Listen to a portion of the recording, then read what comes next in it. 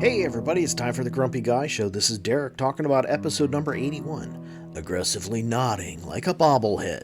Recorded on Tuesday, February 7th, 2022. Tonight's topics, 20% for everyone, the coldest ever recorded in the United States, and fast talk. Stick around, it's a great episode. Good evening everybody, welcome to the Grumpy Guy Show. I'm Derek McAllister. And I'm Ryan McAllister. So, if you've been watching the videos, you'll notice that we've both been playing around with the backgrounds that are available in Google Meet. If you haven't used it, obviously, I've said I don't get endorsed or anything like that. I don't have anything as far as, income or whatnot. But, Google Meet is actually pretty darn cool. Simply Not put. sponsored.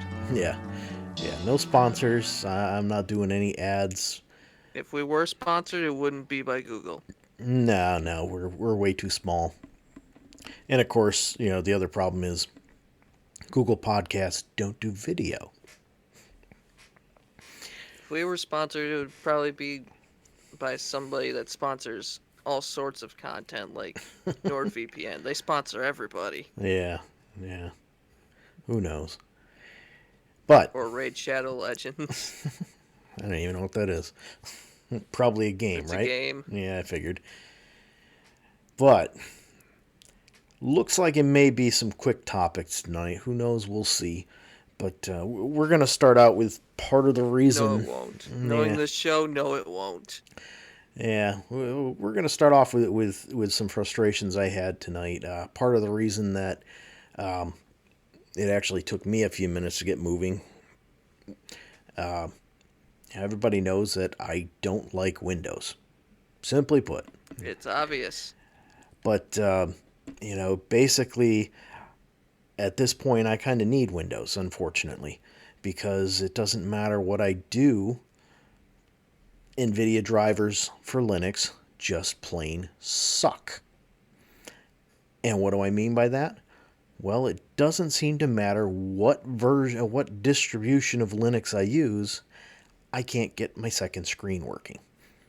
I don't use it a whole lot for personal stuff. For work, I've got two screens on the sides of my, one on each side of my laptop, so I'm actually using three screens.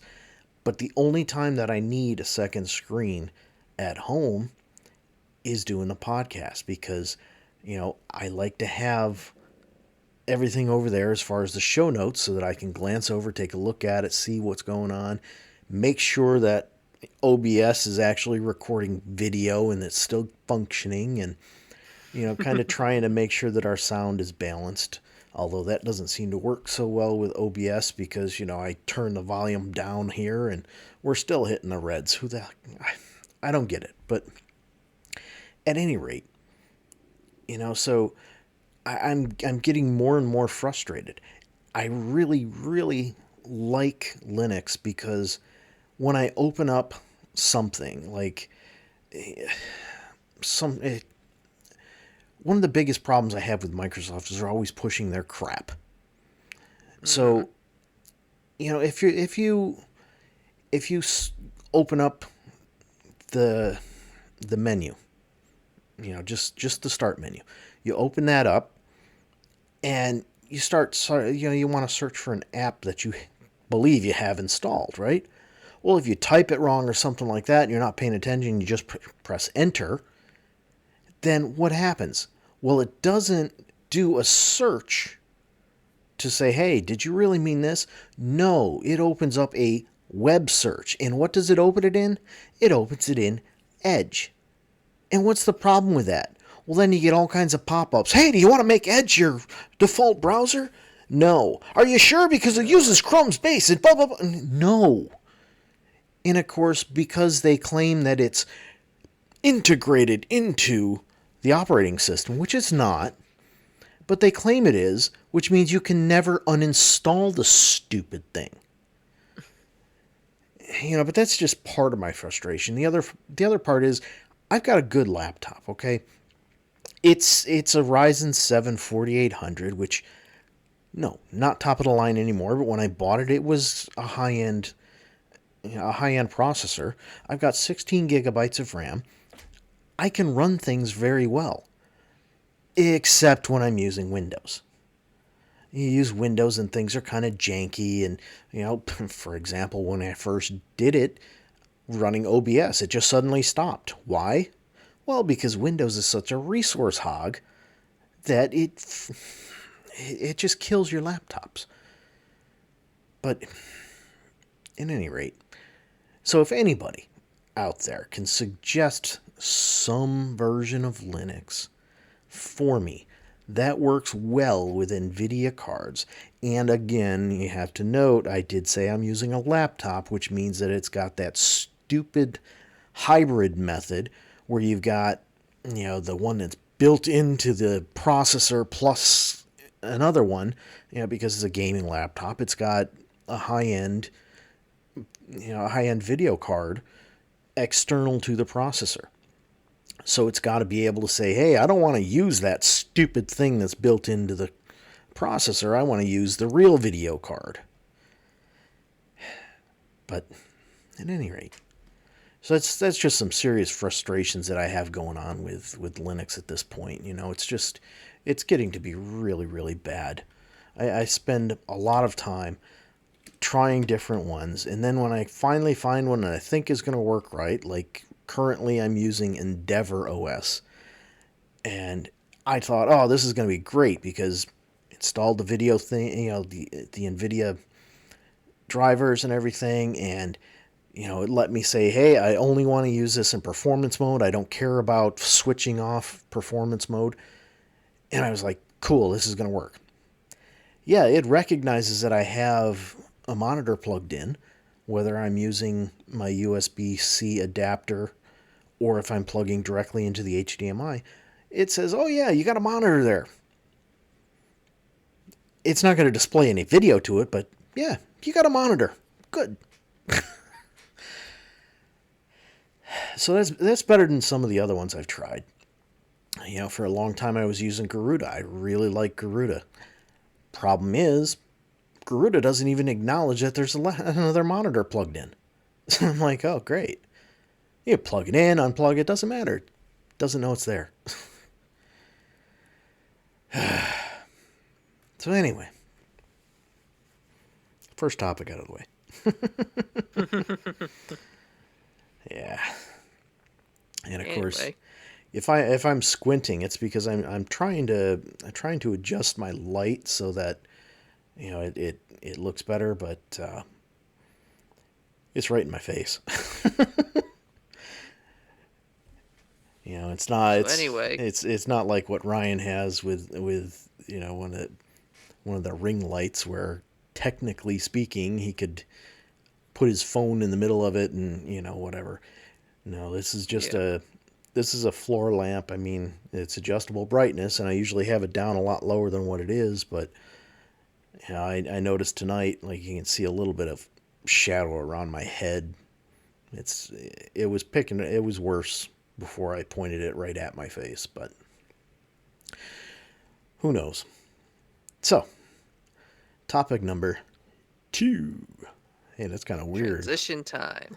That's kind of weird with my fingers there, how it's completely and totally a silhouette unless I bring it up. Mm-hmm. Anyhow, so how about this? Everybody gets a 20% discount all the time. Uh-huh. So we were watching something. I don't remember what it was. It was probably either the news or Family Feud, whatever. But we're watching it, and this salon ad comes on, and I'm not really paying a whole lot of attention. And then all of a sudden it says, everybody gets a 20% discount with every visit. Wait a minute. What? And I was like, did I hear that right? Huh? And I look up at the screen, and it actually says right across the top of the screen, everybody gets a 20% discount with every visit. I'm like, so, whoa. So Your rate is 20% less than what you're advertising. Got it. Okay. Mm-hmm. What marketing company agreed that was a good idea? I mean, I seriously. don't know, but it's a sad attempt at marketing. It's a horrible marketing plan. I mean, come on. What the hell? Let's yeah, we're just going to charge extra. And more than likely because it's a 20% discount. Of course, yeah, I didn't even think of this. Maybe what it is a 20% cash discount. Uh, I don't Maybe. know. That seems like a really large discount considering the fact that credit cards only charge like 3%. But, I don't know. I mean, do taxes come out before or after the discount? I don't know. But I was like, really? Just dumb. It is. Let's just say, hey, we don't know how to actually make something, and or we don't want to pay for something, So maybe that's it. Maybe they've got their little menu board all printed out, and they don't want to change they don't want to have it printed again because they don't want to spend the money. So they just say, oh well, we can knock 20% off our price, so let's just say that everybody gets a discount. Hmm. I don't know. Some of these people, I just, I really don't get it. It doesn't make I any don't get it sense. either. But at any rate, so Topic number 3. yeah, you still got nothing though. That kills me. One of these days, you really got to start adding some stuff in. Yeah. Yeah, I mean, you could have complained about that stupid little thing there in Las Vegas for NASCAR. Los Angeles. Well, Los Angeles, Vegas, I don't know. It's all the same. It's out there. Completely different state. Yeah, it's a West Coast though. It's all the same. Yeah. Anyway, so sooner or later, folks, you'll get hit with some NASCAR crap with him once he finally decides that he's going to complain about it. Once I find something that's worth complaining about. Yeah, there's plenty worth complaining about, I'm sure. A lot of the stuff that some would consider worth complaining about, I've just become numb to. I suppose. All right. So let's talk about something that I Mm-hmm. think we've mentioned before, but I don't know. So, as many may know, the Northeast experienced some extremely cold temperatures. Oh, what was it? Friday, Saturday? Somewhere in the negatives. Yeah, it might have even started on Thursday. I don't remember, but at any I don't rate, remember either. some extremely cold temperatures. And by that, what I'm talking about is just north of us in Watertown. They had a record low of 33 degrees below zero. There were places in, I think it was Maine, New Hampshire, that were even colder. Wow. Yeah, that's just freaking cold. That is So, freaking cold. so talking about it on it was the national news. They were talking about the extreme cold temperatures, and they said, and someplace had the coldest wind chill ever recorded in the United States. Hmm. I just, I shook my head, and I said, obviously Okay. this person's a complete and total moron. There is no How so? way to record a wind chill factor. Ah. A wind chill factor is a formula based off of wind speed and air temperature. So I'm like, okay, dude, how'd you record that? I mean, that, I was just, I had Maybe they meant wind speed. no, no. They said the coldest wind chill ever Ah, recorded in the United States, and I just what? And I was talking with a friend who apparently he had heard about it, and he said it was recorded at minus 145 degrees, and I'm like, mm-hmm. yeah. Well, the problem with that and saying that it's the coldest ever recorded. I mean, obviously, I think that's a big problem there. But the problem with calling it the coldest ever wind chill is that a few years ago, they changed the formula to make it Oh. so that it was more dramatic. Meaning, Mm, when I was a kid, what used to be a wind chill factor of like 25 below is now suddenly 50 below or something like that. I mean, it was a huge exaggeration. And I'm wow. like, okay, so now to exaggerate things, we've changed the formula so that it appears colder. Mm-hmm. And I told my friend, I said, I personally think they did that just so that there's some drama in the weather forecast. Mm-hmm. You know, there's no drama in the forecast center unless there's a huge storm coming through. But Like that earthquake over in Turkey. yeah, and but that's not weather. That's geological. Yeah. That's not meteorological. And earthquakes can't be forecast. You know, Very you true. there with all the seismic technology that we have, they can detect when it starts much much sooner than ever before. But Mm-hmm. they still don't know how strong it's going to be. All they know is, hey, it started, which is great for places where they're spending the money for notification systems like California or Japan or Southeast Asia. But in places where they don't get hit with and I don't know if Turkey is a place where they get hit often or not, but you Mm-hmm. know, in other places outside of these areas that are actively developing this technology and spending tons of money on this technology, you know, an early warning system isn't going to do any good. But on top of that, this happened in the middle of the night. So even if people's phones are going off, guess what? A lot of their phones are going to be on do not disturb. And a lot of people may have decided, you know, I don't need to know about these things, and they could have turned that feature off. Who knows?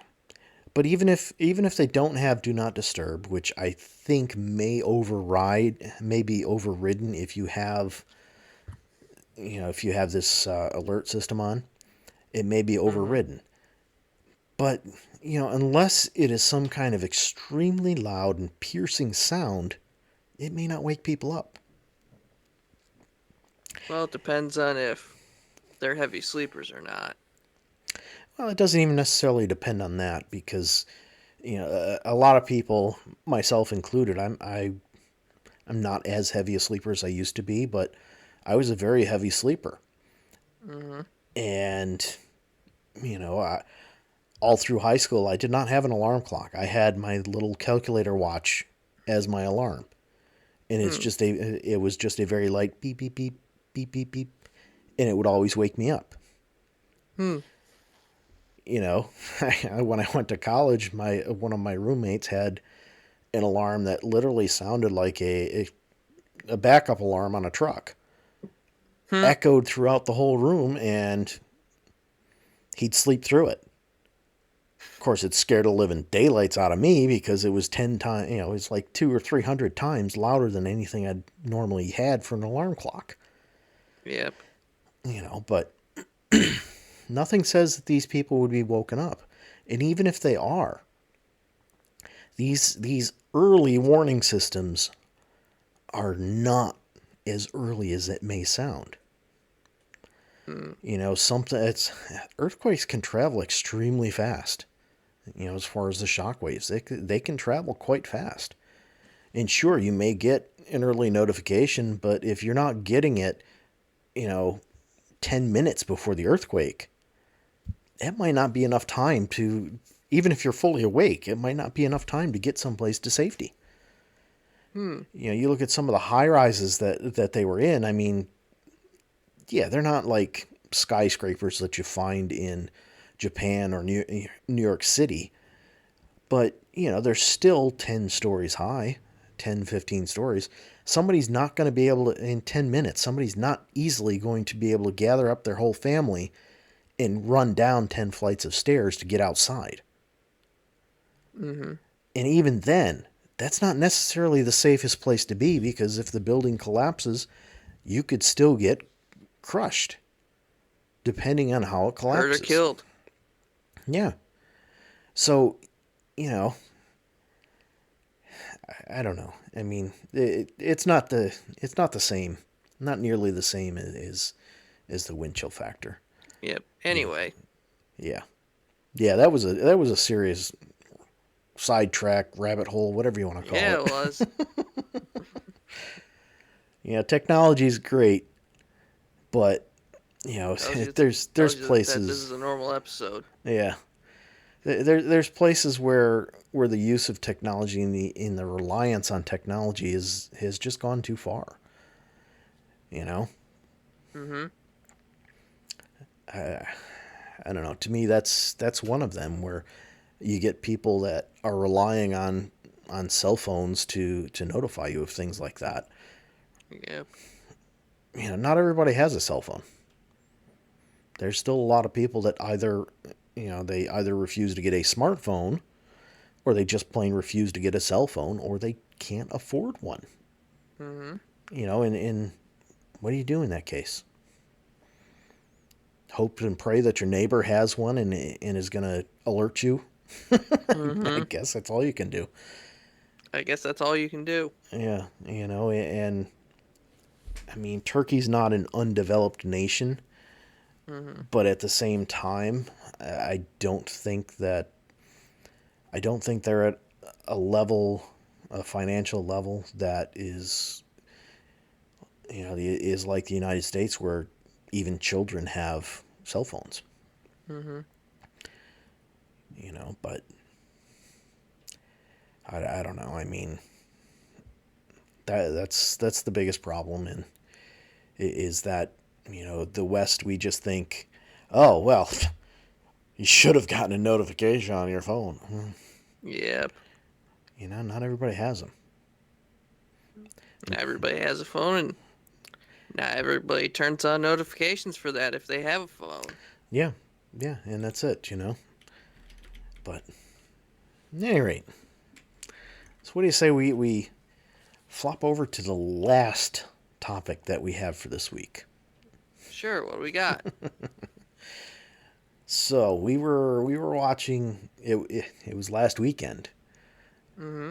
which is the only reason that we were watching Good Morning America, because your mother doesn't like the people that are on Good Morning America during the week. But so Good Morning America was on, and Mm-hmm. you know, one of the anchors, she started talking. She's talking so fast. She's having trouble speaking on. You know, she can't keep up with her own voice. And I'm like, slow down. You know, and then it goes to a reporter out in the field, and she's just talking so fast. I'm like, ah! Did somebody put this on 2X and I don't know it? I mean, what the hell? Yeah. You know, they're just trying to say so much in such a short period of time, and I'm like, does that do anybody any good? No. Yeah, sure, you're going to get another half a story in there, but... And on top of that, you'll probably get another few minutes of commercials. Well, the problem is they're limited to the number of commercials that they can actually show. In order to call it an hour-long broadcast, they have to have, I think for an hour-long show they have to have at least 42 minutes of the show or something like that. Which, that kind of tells you something. I mean, 42 minutes. That means if you're watching an hour-long show, you're watching 18 minutes of commercials. But at any rate, so all I could think the whole time these people are going is, what is the rush? You're just going to repeat this stuff in another 25 minutes. Why do you have to rush through it now? I don't get it. Just like, oh my God. Then you get every local station here. You watch them, and they'll send it out to a reporter in the field, and the reporter in the field will stand there. They'll just nod their head for like 30 seconds. And then, yeah, well, you couldn't say that like 10 seconds ago? I mean, they look like a bobblehead sitting there. And then you get these other ones. They're just talking so fast. It's like, holy crap, your head's gonna explode or something there, lady. Yep. Yeah. So, told you folks it was gonna be a short show. He didn't believe me. I still don't believe you. Yeah, in the pre-show, he was telling me, nope, it's gonna be a normal show.